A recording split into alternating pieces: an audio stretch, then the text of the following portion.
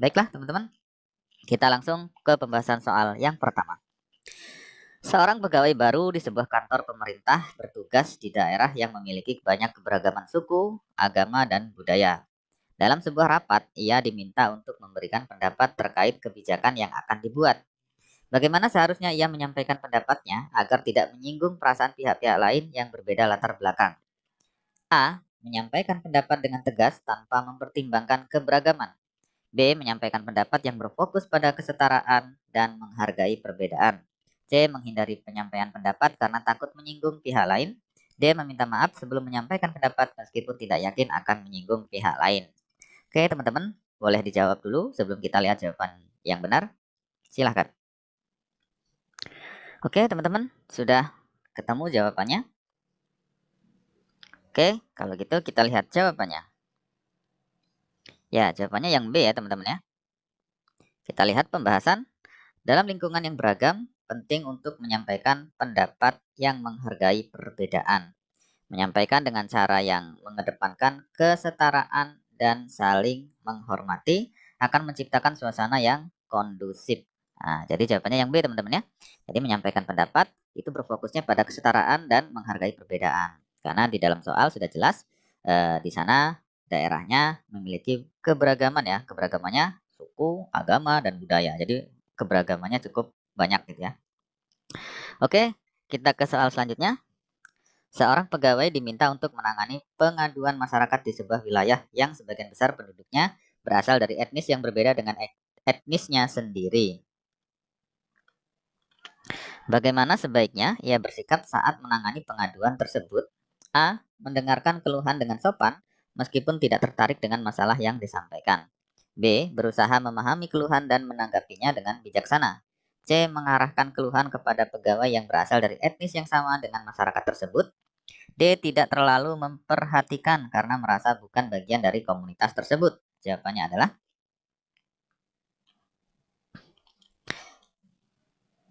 oke, teman-teman. Sudah? Oke, kalau sudah kita lihat jawabannya. Jawabannya adalah yang B, teman-teman ya. Kita lihat pembahasan. Pegawai yang baik harus memiliki kemampuan untuk berhubungan sosial, yaitu mampu mendengarkan dan memahami keluhan masyarakat tanpa memandang latar belakang mereka. Gitu. Jadi, yang benar adalah yang B, teman-teman ya. Jadi, kalau ada keluhan dari masyarakat, walaupun berbeda ya dengan kita tetap melayani keluhan tersebut ya. Dengan cara apa? Berusaha memahami keluhan dan tentunya menanggapinya dengan bijaksana ya, dengan profesional, sesuai dengan aturan gitu kan. Jadi kita tidak berfokus pada perbedaan itu, berfokusnya pada persoalan yang dikeluhkan kepada kita. Kita sebagai pelayan harus melayani dengan baik. Jadi jawaban yang paling tinggi nilainya ya, poinnya adalah B ya, poin 4. Oke. Di sebuah instansi terdapat perbedaan pendapat di antara pegawai mengenai cara terbaik untuk menangani masalah pelayanan publik. Perbedaan pendapat ini mulai menyebabkan ketegangan di antara pegawai dari suku yang berbeda. Apa yang harus dilakukan oleh seorang pegawai untuk menjaga persatuan? A. Membiarkan perbedaan pendapat berkembang karena itu merupakan hak asasi. B. Mengambil posisi netral dan tidak terlibat dalam diskusi. C. Mencari jalan tengah yang bisa diterima oleh semua pihak. Atau D. Mendukung pendapat yang paling menguntungkan sukunya sendiri. Jawabannya adalah, kita lihat jawabannya. Ya, jawabannya yang C, teman-teman ya. Kita lihat pembahasan. Menjaga persatuan sangat penting, terutama dalam lingkungan kerja yang beragam. Mencari solusi yang bisa diterima oleh semua pihak merupakan cara yang tepat untuk meredakan ketegangan dan menjaga harmonisasi ya. Jadi jawabannya adalah yang C, teman-teman. Mencari jalan tengah yang bisa diterima oleh semua pihak ya. Karena di dalamnya beragam tuh. Jadi cari jalan tengah ya yang bisa itu diterima oleh semua pihak sehingga terciptanya kondusivitas dan harmonisasi dalam bekerja. Oke, jawaban yang paling tinggi adalah yang C. Selanjutnya, seorang pegawai mendapati bahwa seorang rekan kerja yang berasal dari latar belakang budaya berbeda mengalami kesulitan dalam menyesuaikan diri dengan aturan dan cara kerja di instansi. Apa yang sebaiknya dilakukan oleh pegawai tersebut? A. Membiarkannya beradaptasi sendiri tanpa campur tangan. B. Menawarkan bantuan dan memberikan penjelasan tentang aturan dengan cara yang mudah dipahami. C. Melaporkan masalah ini kepada atasan agar segera ditindaklanjuti. D menganggap bahwa masalah ini bukan tanggung jawabnya. Jawabannya adalah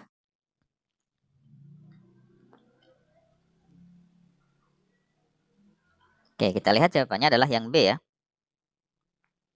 Oke, kita lihat pembahasan. Menawarkan bantuan dan memberikan penjelasan menunjukkan sikap empati. Sikap ini sangat penting dalam menciptakan lingkungan kerja yang inklusif dan mendukung. Jadi jawabannya adalah yang B, teman-teman ya. Jadi di sini kita bisa menawarkan bantuan ya dan memberikan penjelasan tentang aturan dengan cara yang mudah dipahami ya, tentunya dengan cara-cara yang baik, cara-cara friendly, cara-cara persuasif, kekeluargaan gitu kan. Nah, jadi yang paling tinggi nilainya ya, poin 4 itu adalah yang B. Selanjutnya, di sebuah sekolah yang memiliki siswa dari berbagai latar belakang suku dan agama, guru-guru dituntut untuk menyelenggarakan kegiatan yang dapat memperkuat persatuan dan kesatuan. Apa bentuk kegiatan yang paling tepat untuk mewujudkan hal tersebut? A. Mengadakan lomba dengan tema kebudayaan dari satu suku tertentu. B. Membiarkan siswa berinteraksi tanpa ada aturan khusus tentang kerjasama. C. Mengadakan kegiatan yang hanya melibatkan siswa dari latar belakang yang sama. D. Mengadakan acara gotong royong yang melibatkan semua siswa. Jadi jawabannya adalah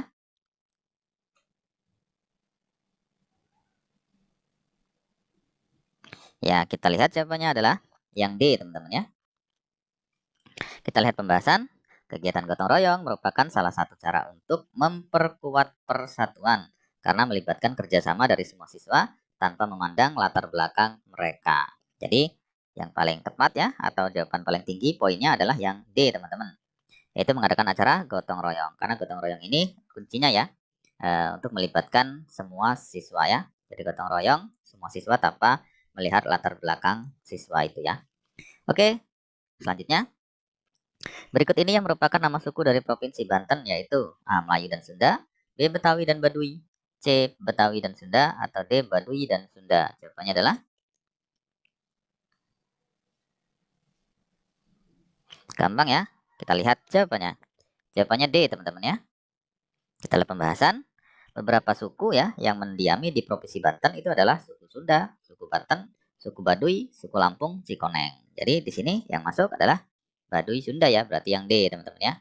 Kalau ini Melayunya tidak ada, yang B Betawi jelas Jakarta ya. Ini juga C Betawi jelas dari Jakarta ya. Jadi yang betul adalah D ya, Baduy dan Sunda. Karimun merupakan nama suku bangsa di Indonesia yang berasal dari provinsi A. Jawa Barat, B. Jawa Tengah, C. Jawa Timur, atau D. Nusa Tenggara Barat. Jawabannya adalah Oke, mudah teman-teman ya. Sudah ketemu jawabannya? Oke, kita lihat jawabannya. Yang betul adalah dari Jawa Tengah ya, yang B. Kita lihat pembahasan. Suku Karimun adalah populasi masyarakat yang tinggal di wilayah Karimun Jawa, sebuah kecamatan di Kabupaten Jepara, Provinsi Jawa Tengah. Jadi jawabannya adalah yang B ya, Jawa Tengah. Selanjutnya, bahasa daerah dari Provinsi Nusa Tenggara Timur ialah A. Sunda, B. Batak, C. Bacan, atau D. Abui. Jawabannya adalah dari NTT ya teman-teman ya, Nusa Tenggara Timur. Oke, kita lihat jawabannya adalah yang D ya, Abui ya. Jadi sebenarnya di NTT itu banyak bahasa yang digunakan ya. Sangat banyak sekali dan sangat beragam sekali gitu kan. Nah, lebih daripada 70 kalau kita lihat pembahasan ya. Di NTT itu memiliki lebih dari 70 bahasa daerah yang digunakan oleh berbagai suku yang mendiami wilayah tersebut. Bahasa Dewan, bahasa Manggarai, bahasa Kembara, bahasa Rote, dan bahasa Abui merupakan 5 bahasa dari NTT yang terpopuler. Jadi bahasa Abui ya itu yang ada di salah satu jawaban, yaitu yang D. Selanjutnya, berikut ini warisan budaya Indonesia yang sudah memperoleh pengakuan dari UNESCO adalah A. Wayang kulit, B. Sisingaan, C. Tari sembah, atau D. Musik Sasindo. Jawabannya adalah warisan budaya ya, warisan budaya Indonesia yang memperoleh pengakuan UNESCO. Sangat mudah sekali. Jawabannya adalah yang A, teman-teman ya, yaitu wayang kulit. Kita lihat pembahasan, ada banyak warisan budaya Indonesia yang telah diakui UNESCO. Di antaranya 12 warisan budaya, yaitu wayang kulit, keris, pendidikan pelatihan membatik ya, batik, kemudian angklung, tari saman, noken Papua, 3 genre dari Bali, kapal pinisi, tradisi pencaksilat, pantun, dan gamelan. Gitu. Sebenarnya yang diakui UNESCO itu banyak gitu ya. Dari kebudayaan yang diakui UNESCO salah satunya adalah 12 ini ya, yang kita sebut di pembahasan ini. Jadi salah satunya adalah wayang kulit. Jadi jawabannya adalah yang A. Titik-titik merupakan tantangan sekaligus peluang bagi masyarakat Indonesia adalah A. Nilai-nilai budaya, B. Kerusakan sosial, C. Kebudayaan, atau D. Keberagaman budaya. Jawabannya adalah, nah yang menjadi tantangan teman-teman ya, itu apa? Yang menjadi tantangan. Ya, kita lihat. Jawabannya adalah D teman-teman ya. Kita lihat pembahasan. Keberagaman budaya dapat menjadi tantangan karena dapat menimbulkan berbagai masalah konflik antar suku, antar agama, dan kepercayaan, perpecahan atau disintegrasi, dan lainnya. Gitu. Jadi yang menjadi tantangan itu adalah keberagaman budaya. Karena kalau ini tidak dikelola dengan baik, keberagaman ini akan menimbulkan sesuatu yang negatif, gitu ya. Bisa konflik antar suku, bisa konflik antar agama, bisa konflik antar ras, gitu ya, dan kepercayaan, bisa perpecahan, disintegrasi, dan lain sebagainya. Sehingga keberagaman ini menjadi tantangan yang wajib dikelola dengan baik. Selanjutnya, untuk menjaga kerukunan hidup umat beragama diperlukan toleransi. Wujud toleransi salah satunya dapat dilakukan dengan cara A. Bertanggung jawab terhadap agama yang dianutnya, B. Harus menyiarkan ajaran agama masing-masing dengan baik, C. Berkewajiban menyatukan agama yang berbeda-beda di masyarakat, D. Saling menghormati antar sesama umat beragama. Jawabannya adalah,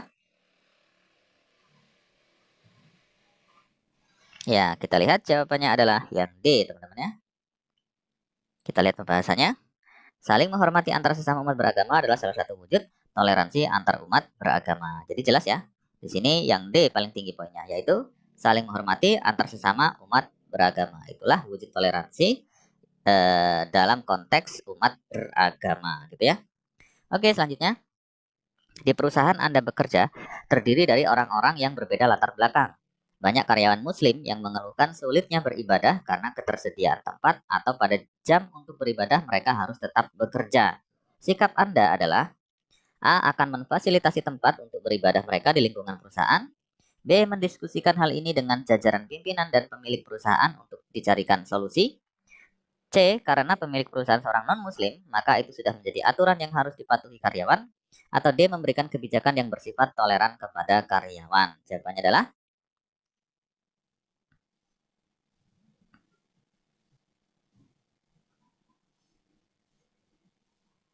oke teman-teman, kalau sudah kita lihat jawabannya. Oke, jawabannya yang D teman-teman ya. Kita lihat pembahasan. Memberikan kebijakan yang bersifat toleran kepada karyawan adalah langkah tepat untuk menyelesaikan persoalan karyawan di atas, gitu ya.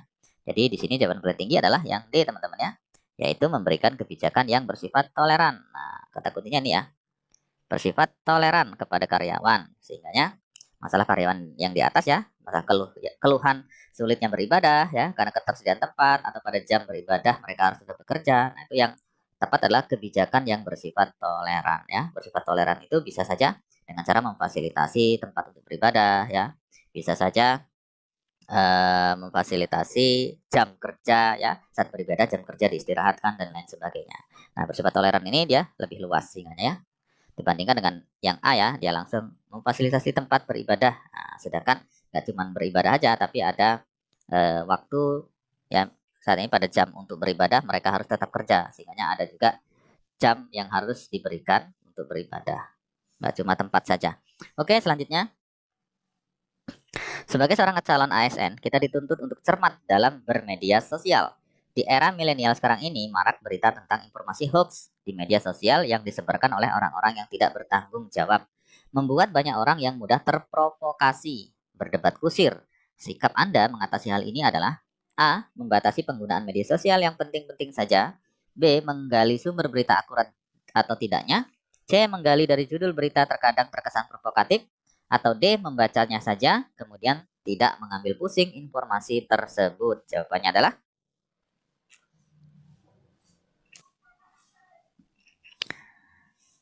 oke teman-teman, kita lihat jawabannya. Ya, jawabannya benar adalah yang B teman-teman ya. Kita lihat pembahasan. Menghadapi informasi palsu ya atau hoax di media sosial memang menjadi tantangan yang serius. Oleh karena itu, kita harus selektif ya dalam membaca berita dengan menggali atau mengenali sumber berita akurat atau tidaknya gitu. Sehingga yang paling tepat itu adalah yang B teman-teman ya. Jadi kita mengenali tuh sumber beritanya akurat atau tidak ya. Sumbernya dapat dipercaya atau tidak, ya kan. Kemudian berita itu berasal dari media yang seperti apa gitu ya. Misalnya kalau dia berasal dari media mainstream ya, memang media-media yang punya integritas, media-media yang sudah diakui kredibilitasnya, nah itu bisa dijadikan referensi atau acuan. Tapi kalau misalnya sumber dari beritanya itu dari hal-hal yang tidak jelas, nah itu bisa jadi potensi hoaxnya sangat besar. Sehingga kita harus pandai dan selektif dalam memilih berita ya. Jadi jawabannya yang B teman-teman ya. Selanjutnya, kawan Anda memiliki istri yang akan melahirkan dan karena tidak memiliki biaya rumah sakit, maka dia meminjam uang dari Anda. Padahal uang Anda hanya cukup untuk kebutuhan sehari-hari. Maka Anda A meminta maaf dan mengatakan yang sebenarnya bahwa tidak punya uang untuk dipinjamkan. B. Pinjamkan sisa uang yang sedikit tersebut. C. Menolak meminjamkan uang karena itu hanya cukup untuk kebutuhan sehari-hari. D. Memberikan solusi dengan membantunya meminjam uang dari kawan lain. Jawabannya adalah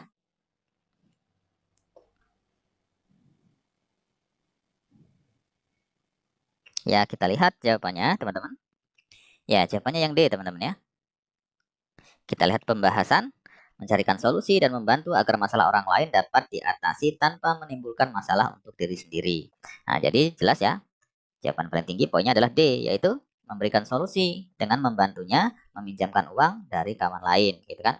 Karena kondisinya kita tidak punya uang untuk membantunya, sedangkan di satu sisi teman kita itu sangat butuh bantuan itu. Nah, sehingganya sebagai teman yang baik ya, kita memberikan solusi ya, mencarikan solusi. Kita bantu dia untuk mencari uang tersebut ya. Nah, misalnya di sini dicontohkan mencari uang tersebut itu dengan cara meminjam uang dari kawan yang lain. Tentunya kawan yang lain ini yang memiliki kecukupan materi gitu ya. Oke, jadi jawabannya yang D, teman-teman. Di dalam dunia kerja, Anda akan bertemu dengan orang-orang dari latar belakang yang terkadang ada orang yang cuek dan tidak mau tahu. Ada juga yang sangat aktif, mengkritik, dan menyuarakan pendapatnya terhadap Anda. Sikap Anda adalah A. Bersifat terbuka terhadap kritik atau masukan. B. Menjadikan kritikan sebagai masukan yang membangun agar Anda bisa menjadi pribadi yang lebih baik lagi. C. Jadikan kritikan sebagai bahan evaluasi diri. D. Berusaha menerima setiap kritikan yang dilontarkan untuk Anda. Jawabannya adalah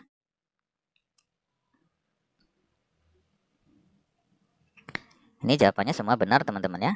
Jadi kita mencari jawaban yang paling benar gitu ya. Yang paling prioritas.